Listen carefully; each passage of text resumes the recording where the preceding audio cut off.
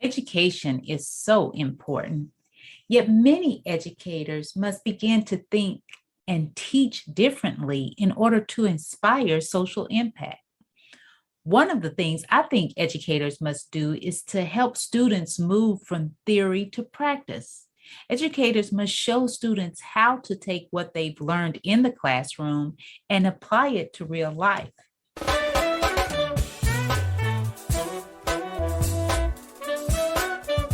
Welcome to the Empowerment Zone with Ramona Houston, where we zone in on Black and Brown relations and our journey to empowering our communities.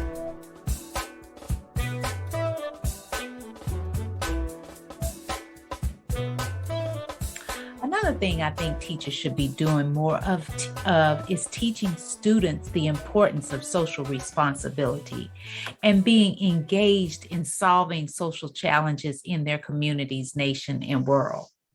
And as an Afro-Latinx scholar committed to justice work, that is what Dr. Dalia Antonia Caraballo Muller does. She has always framed her teaching around social, racial, and environmental justice.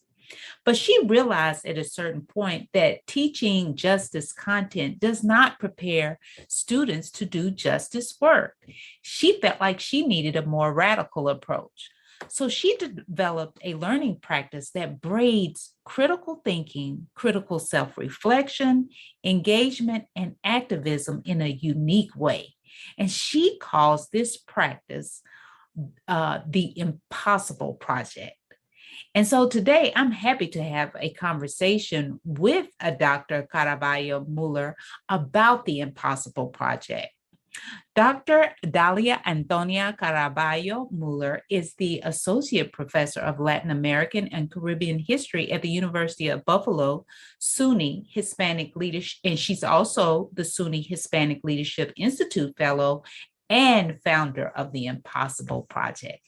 Welcome, Dr. Dalia, to the Empowerment Zone. I'm happy to have you here. How are you today? Thank you very much. I'm well. I'm very well. I appreciate being here with you. Yes, well, thank you for accepting the invitation to be on the Empowerment Zone. We're really excited about hearing about the Impossible Project. But before we get there, can you tell our audience a little bit about you and your background? Yeah, absolutely. I grew up in New York City as a multiracial, multicultural Afro-Latina. And I very much, I really appreciate this entry and this question because as I've been thinking about it, very much my identity as being in between places and spaces, a kind of unsettled identity, I would say, is really foundational to both my research work and my pedagogical work. So I've been meditating on that a little bit and on those early years in middle school and high school, and thinking about the specific experience of growing up multiracial and multicultural. And you know what? It was actually a little bit painful in the beginning. I for real, in 7th, 8th grade, I remember I had my Black friends telling me I was not Black. I had my white friends telling me I was, that they either saw me as other or alternatively super interesting, like claiming me and like erasing my difference. And then I was thinking that I had my white presenting or white identifying Latinx friends that could not understand why I was not making a bigger effort to claim whiteness, right? Like that was, oh, you don't know, you just have to straighten your hair and you can totally pass. Like they couldn't understand. And so when I was reflecting on this, or I've been reflecting on this recently, I was thinking that I spent most of my youth with people telling me who I was and who I was not. You know what I'm saying? And so I thought that actually is the seed of my work, because I tend to write about, in my research, folks that are either in transition or out of place. You know what I'm saying? And so I think in some ways I'm sort of grappling with that, with my own journey, through the research work and through a lot of my commitments, both within the university and outside the university. So you talk about being Afro-Latina. What is your ethnic cultural heritage and background that you claim both of those identities? Yeah, well, my father's family are Black Puerto Ricans. proud, identified, etc. And my mom's family is white, born in Spain, and of diverse European heritage. So I am like a straight, so I consider myself sometimes multiracial, but I grew up actually talking about myself as biracial because having a white mother and a Black father, that's what I had. But then I had the layer of the fact that the Black side of my family was Puerto Rican, right? Speaking of Latinx. So that's how I came up, but didn't really fit anywhere. Consequently, it didn't make sense to folks, right? There's, these buckets that were meant to fit in. I like to think that nowadays with kids coming up, it's a little bit different, hopefully. But yeah, I always say, it's not important about how others define us, but how we define ourselves. And, identity is such a personal journey, and it's an evolutionary process. It's not stagnant, it's fluid. And so it's empowering to hear how you said, oh, I didn't fit anywhere, but now I know where I fit. I know who I am, in other words. Yeah, I think a little part of me is just constantly telling those, not quite bullies, but those folks from 7th through 9th grade, like, stop trying to pinpoint me, fit me in a box, but you had to come up and that's a struggle, right? You had to own that. Right. And so for a long time, didn't necessarily feel like that was something I could really do. You get pulled in one other direction, you think you need to fit, but sort of owning that as a strength, like a position for speak and to think and to work is, yes, a journey, but it's great.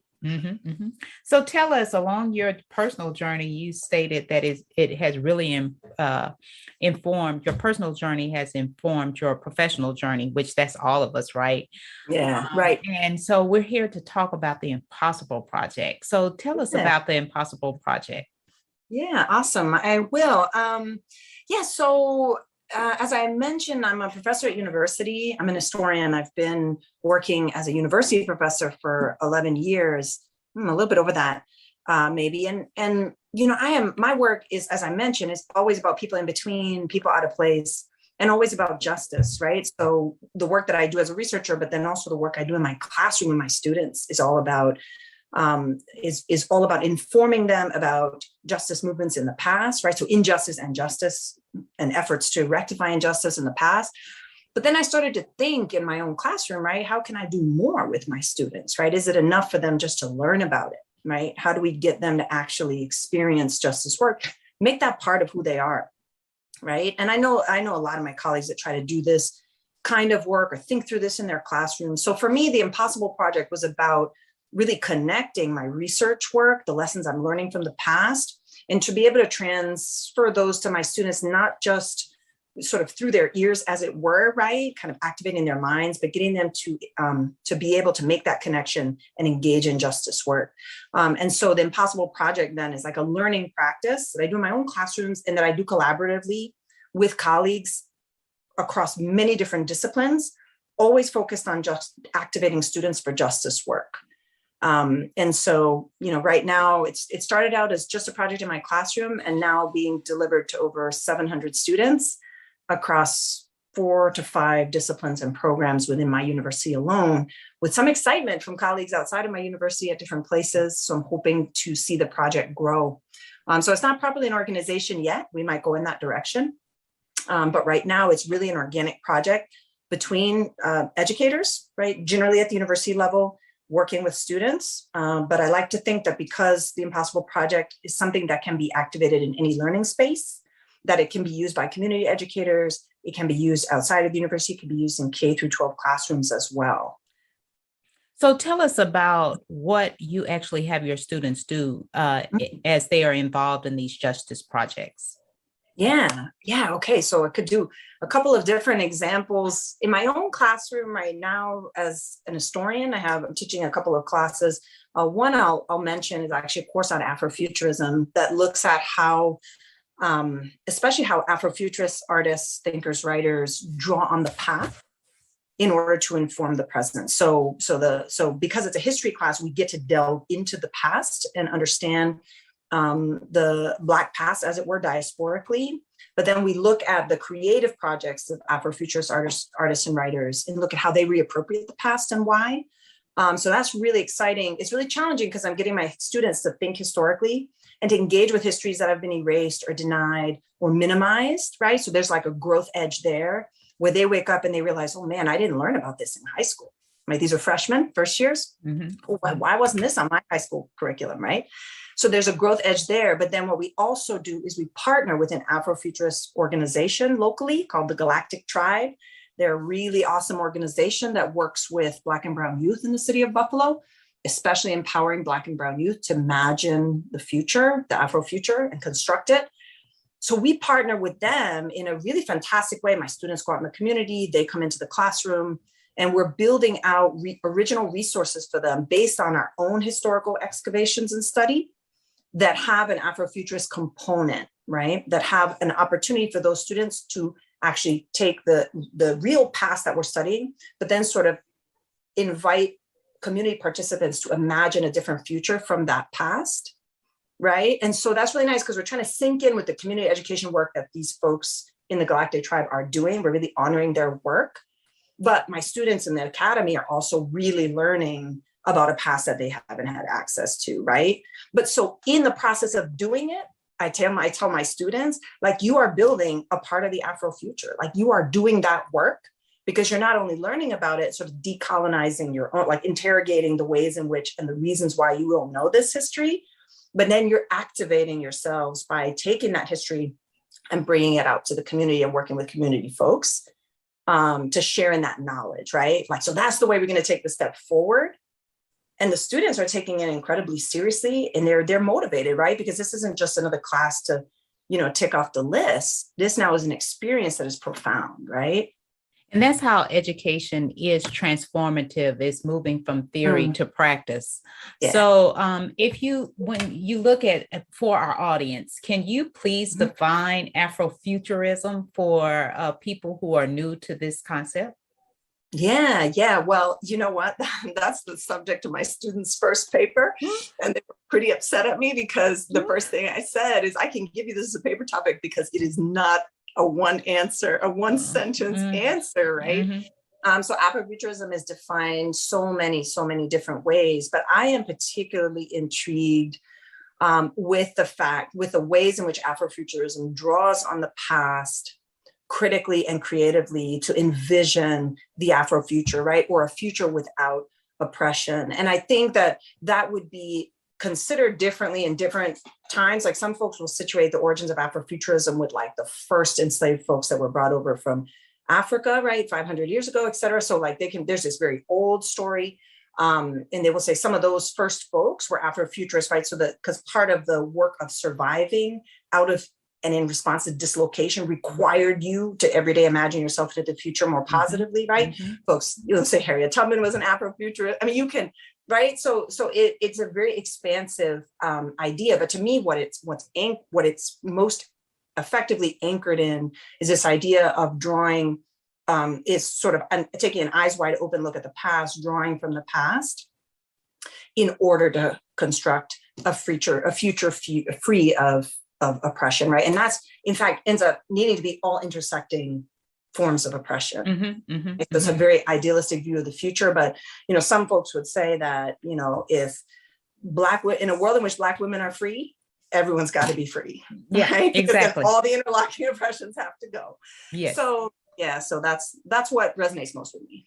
So when you look at the Impossible Project and the students working with the Galactic Tribe, what kind of challenges are you all addressing? Oh my gosh, yes. Well, the mission of the tribe is to empower, Black and Brown youth in the city of Buffalo, right? In some of our poorest neighborhoods. So, these are youth that are potentially struggling in school, not in school, right? Really just trying to make ends meet. And so one of the things that we shared, and I shared in a conversation with a couple of tribe members who are the leaders of the organization, is that our youth are really beaten down and really apathetic. And one of the things not by fault of their own. And one of the things that they were saying that really resonated with me and that we connected on is the need to be able to open up the space to dream, right? That in order to be able to dream, you need a certain amount of space, right? You need a full belly. Totally agreed. I'm saying like, and so just thinking about, in the absence, like while we're working on justice and equality and rights and bare necessities and all of that, like that is absolutely essential work. That is important work. But at the same time, we're collectively, me with my college students, them with the folks in the community that they're working with, trying to figure out how do we authorize people or get them to authorize themselves to dream, right? We need that to be able to move forward. And so I think that's the biggest challenge is actually allowing people or getting them to allow themselves to be creative. Right. So how are you as an educator creating that environment? You said these young people don't have a space to dream. How are you creating the environment where they can have a space? Yes. Well, for me, it's by resignifying the classroom, right? And really radically resignifying the classroom, because our classrooms are structured in particular ways. And even we folks who are in the humanities, not to mention folks that are in the hard sciences, right? We come to the classroom, a couple of things, right? One, we come to the classroom, forgive me, colleagues out there, we come unprepared and untrained, right? Because we all went through grad school and nobody taught us how to teach. And in fact, most major professors told us, don't worry about it, right? You do your research, the rest will come. And so we're underprepared, I would say, as a faculty, to help our students do that. And so we also then, we might add in our little diversity piece here. We might, kind of make our syllabi more complicated. We try to be more inclusive. But I think what we miss is that the academy itself and our classrooms are already structured in ways that advantage certain students, right, and disadvantage others. And until we interrogate that and sort of pull that apart and lay it bare, we can't make change. So in the Impossible Project, that's the first thing we do, right? I try to upend the classroom to almost make it unrecognizable for my students to come in, right? I'm not the professor that they expect me to do. I'm not going to be giving them information they get to regurgitate, right? I'm going to disrupt that security. No, it's not going to work. If I give you the information, you give it back to me on the test as I want it, you get the A. That's not how my classroom works, right? So it's about really radically shifting how the classroom feels as a space, right?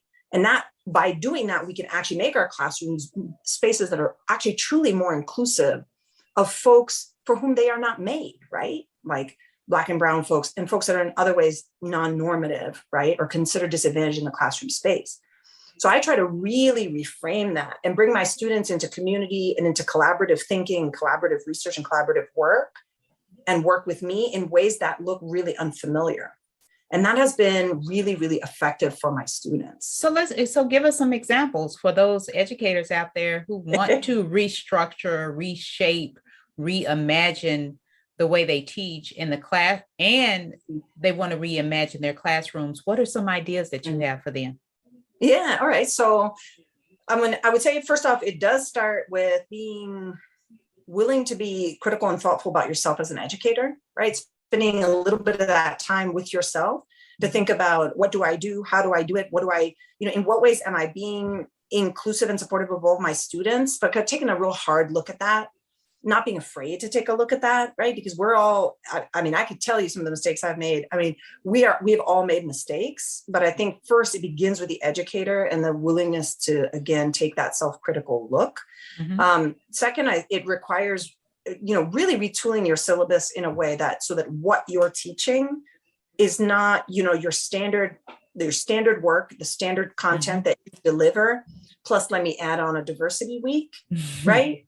In history, it's kind of, clear, right? I'm going to teach, if it's a Latin American modern class, I'm going to teach the standard story, but I'm going to fit in Black folks here and there and there, but to actually be daring enough to kind of really, and that's can be a follow-up to that self-critical work as you think about, how am I shaping the whole curriculum? So that already does a ton of work.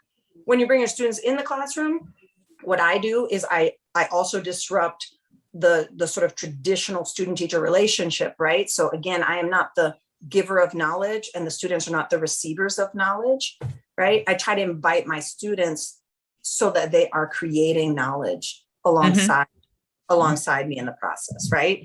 And then maybe lastly, I would say how I get my students to work together, right? So I try to not think about students coming together as group work, right? So I think not additive, not a bunch of individuals coming together to do a project.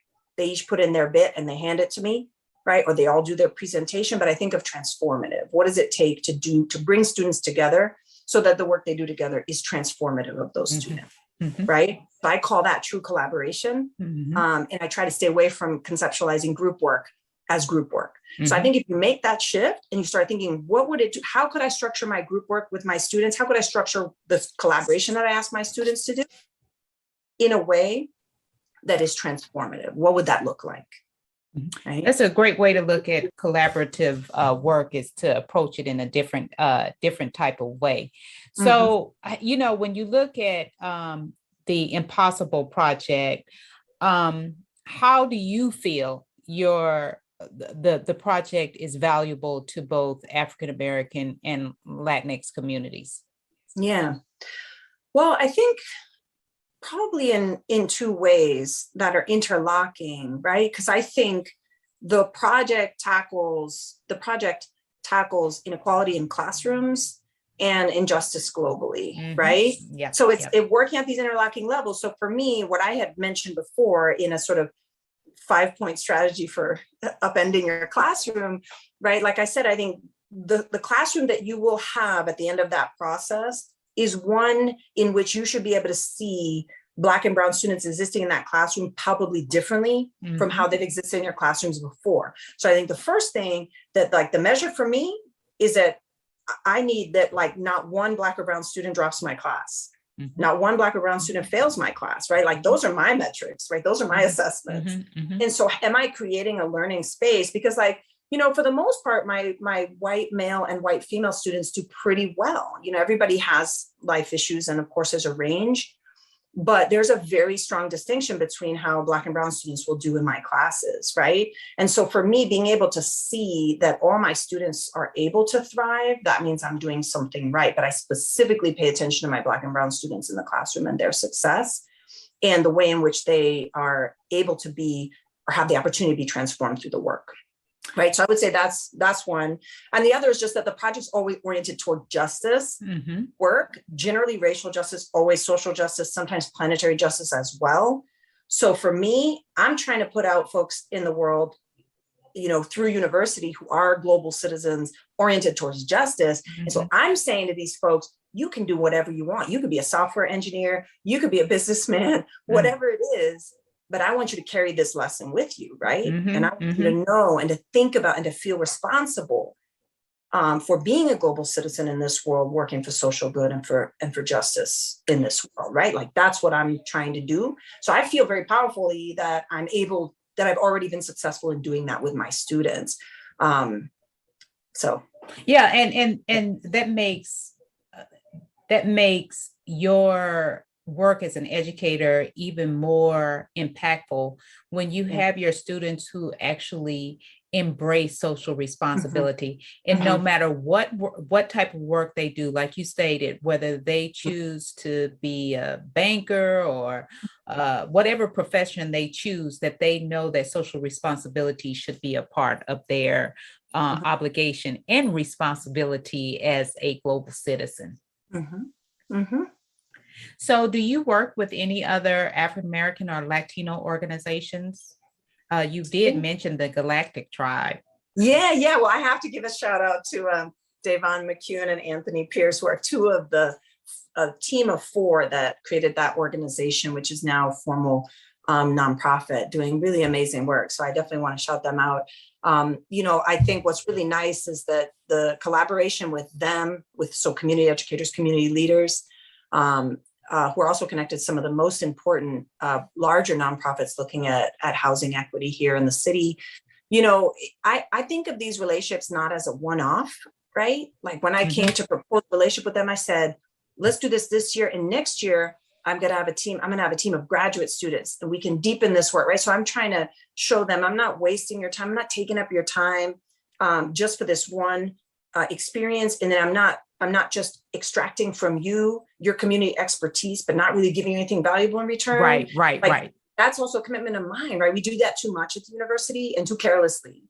And so we're in it for the long haul, which is what I kind of love about it's not just the relationships not forming, but the kind of relationships and the way I'm forming them intentionally. I also work with educators. Right now, I'm working with 2 African American teachers in the K through 12 schools who are holding it down, right? Supporting our, Black and brown youth in middle school classrooms. And they're working with my students as well, right? And I expect to be able to work with those teachers as we go forward, providing resources for the public schools as well that teachers can draw on to bring more diverse lessons into their classroom, into their curriculum. And it's not so much that these young men, I'll shout them out too, at Sharon Jackson and Mr. Anthony White, it's not that they can't do this research on their own. But as you know, right, the life of the school teacher, is very rigorous, is very demanding. And so my classroom, my students, we're trying to just offer some very usable resources for these excellent teachers while they're out in the field. So I'm very passionate about staying connected to our public school system. That's another one. And then I'm actually have a big computing project. And so right now we're in the middle of it, but I'm looking at building connections with folks in computing, both practitioners and theoreticians who are interested in race discrimination in computing, right? Because we're hoping to graduate some justice-oriented computer scientists, because we know we need those folks out in the field. So, I'm right now working to build up some community connections and hopefully some further afield in that sector as well. That's some great work. And you had an excellent point about people in higher education going into the community and really being more of takers than givers. And that we really, really need to do more about giving to the community as we continue to promote higher education and, do our research. We also need to give at the same time. So when you look at social responsibility, what would you like to see African Americans and Latinos doing more of in the area of social responsibility? Yeah. Wow, that's a big one. I mean, from my vantage point as an educator, I guess I would be sort of thinking about the subset of us that are Black and Latinx and Afro-Latinx within the academy. I'd hope all of the folks that I reach out to, and so far this has been true, are embracing or have already embraced at some level this kind of mission in their work. Because I think, I don't believe that it should be our responsibility alone, but I think the responsibility of supporting Black and brown students that come into the university and making sure they make it through and out, right? That's everything. That is so, so important. And there are a lot of things that could be done at a broader level at the university, but like as a faculty, we're the front line, right? And I feel that that's really, really something that we have to embrace. It's hard for me to think about the kinds of things that I would say out to youth in the community struggling with so many of the things that they're struggling with. My words would be more words of inspiration, right? And the same kind of inspirational words I would give to folks in the academy, students in the academy that are struggling, right? Which is you need to find your people, you need to find your mentors, your supporters, and you need to continue to work hard despite the adversities that are out there, right? Because we need you as leaders in the community, right? And so mine would just be about lift and encouragement for folks.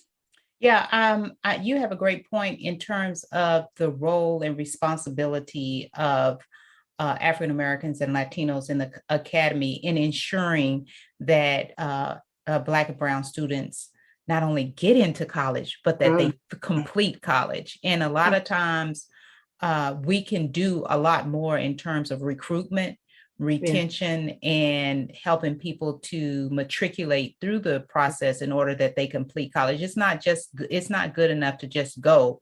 We need you to finish, as you stated, so that you can go out and continue to do that great community work and be leaders in the community. So do you have any calls to action for our audience in terms of how they can be more impactful in social responsibility or what they can do in terms of supporting your work and the Impossible Project. Yeah.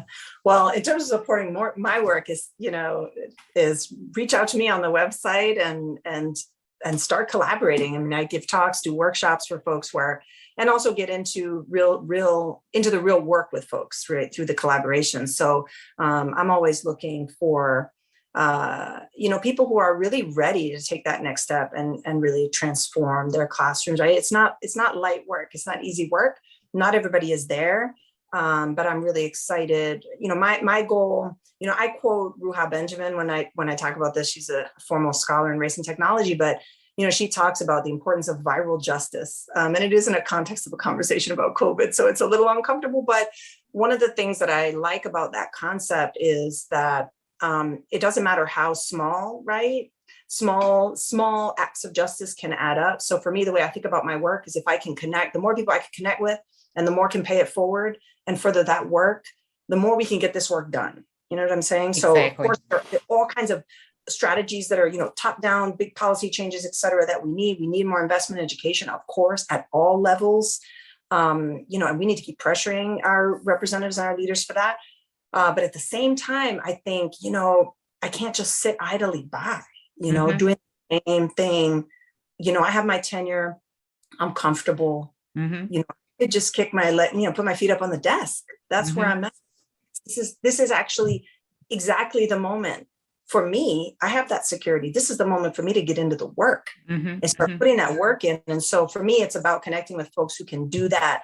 And it's really about thinking about the power of education beyond the sort of trite cliche. Like we all know that education, better education will lead to a better future. But I think we've said that so much that we forget what that means. We don't even know what the potential of what we are saying. So I'm talking about, let's really sit with that statement. Let's really think about the way in which education can be a powerful motor of change and what kind of change and for whom, right? Because when I say I want to build 20th century global citizens that are ready to go out there and change the world, I mean, meet the needs of our most vulnerable global citizens, right?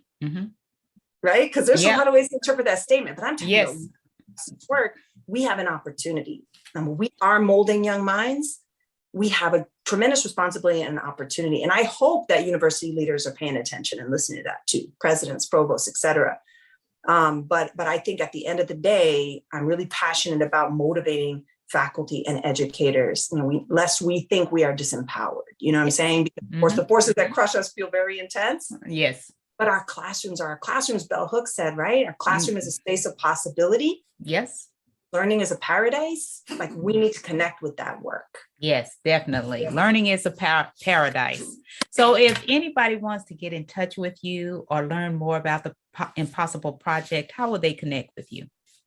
It's all about the website. It's www.daliamuller.com. There's a whole page on the Impossible Project, as well as some pages that connect my research work to the project. So very much try to make that an inviting place for folks to come learn about my work and seek to get more involved. So I'll be excited to hear from you all out there. Well, thank you so much. We wish you the best at the Impossible Project. That's DaliaMuller.com.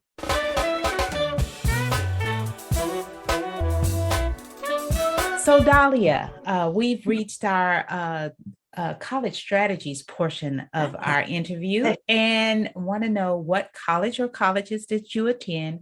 What were your majors, excuse me, and what were your degrees, and what is that strategy you would give students to ensure that they're successful in college? Oh, that's fantastic. Oh man, I wish your podcast was around when I was coming up. Advice. So I attended college at Yale University and graduate school for my MA and PhD at the University of California, Berkeley. At Yale University, I graduated as a history major with honors. I was also pre-med for 2 years. And I look back sometimes thinking, I wish I had stuck it out, but after C+ in chemistry, I just did not look like it was going well. I thought nobody's going to want a doctor who got a C+ in chemistry. So I went with my second love. Well, not my second love. I'd say they were parallel loves. I always loved history. So I dove in there and I thought, yeah, I want that tenure track job, So I went pretty much almost without interruption. I took 1 year off. I went to UC Berkeley for the program in Latin American history, which I always knew I wanted to work on Latin American Caribbean history. And I went straight through the MA and PhD there, and didn't look back. I had my eyes on that tenure track job, said, I want that job security and those summers off. So it's increasingly a commodity that's increasingly rare. So I recognize that, but I still think I would have remained, regardless of that, an advantage dedicated to education because my heart lies. Mm-hmm, mm-hmm, mm-hmm. So tell us, what is that strategy you would have for students in college? Students in college, like I said, one, find a mentor and find a sponsor, and they're not the same. So look them up, right? You need a mentor and a sponsor. Figure out how the system works and work it to your advantage. Works and work it to your advantage. I'm serious. Don't be starry-eyed. I'm in college, etc. Like, think about how the system works. And that means, come in and talk to your professor at office hours to make sure you get that FaceTime in, make sure they know who you are. All of that is part of how you make sure that you are able to excel in that system. And, open your mind and don't be afraid to learn things that don't square with what you believe to be true, right? So like, this is an opportunity before you get into that daily grind of that job, 9 to 5, et cetera. This is your opportunity. I know a lot of our students work as well. So I don't mean to say that you have that opportunity to explore knowledge without any constraints, but you still are in there, right? Your primary thing is doing those classes. So be curious, right? Hold yourself to a high ethical standard, but be curious and open. See that as your incubator, right? As your place where you're going to be able to grow, but don't be afraid to grow, right? Don't go in to confirm what you already know. Mm-hmm. You don't need to go to college for that. Mm-hmm. Exactly. It's the whole thing, right? Exactly. So, take that. That's life's gift right there. Love that advice. Find you a mentor, find you a sponsor, and those are two different things. So make sure you look them up, as she stated. Learn the system and then learn how to work the system. And then lastly, open your mind to new ideas and new experiences and new opportunities. Be curious because you are in college to learn. Yeah. Thank you so much, Dr. Dalia. We really appreciate you joining us. Thank you so much. Thank you so much for having me. A special thank you to the incredible team of the Empowerment Zone. Terry Gully, theme song. NADWorks, digital support, and of course, our featured guest. If you enjoyed my podcast, please subscribe. We are on all of your favorite podcast platforms. Be sure to rate us on Apple Podcasts too. Thank you for your continued support.